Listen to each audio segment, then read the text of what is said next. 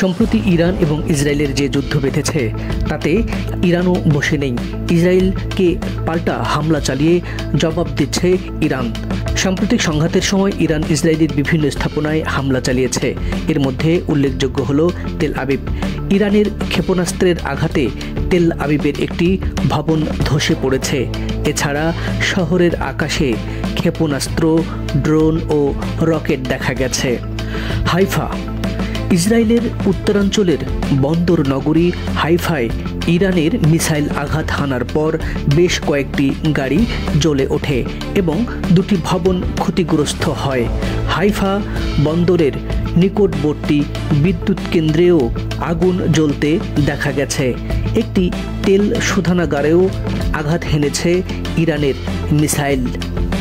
পেতা Tikva, মধ্য ইসরায়েলের পেতা Tikva শহরের একটি আবাসিক ভবনে ইরানের ক্ষেপণাস্ত্র সরাসরি আঘাত হেনেছে, যার ফলে ব্যাপক ক্ষয়ক্ষতি হয়েছে।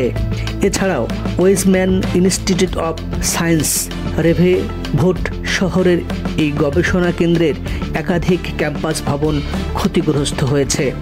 অন্যান্য স্থানেও হামলা চালিয়েছে ইরান। ইসরায়েলের বিভিন্ন স্থানে আরও ক্ষেপণাস্ত্র ও ড্রোন হামলা হয়েছে, যার ফলে ক্ষতিগ্রস্ত ও হতাহতের ঘটনা বৃদ্ধি পেয়েছে ইসরায়েলে।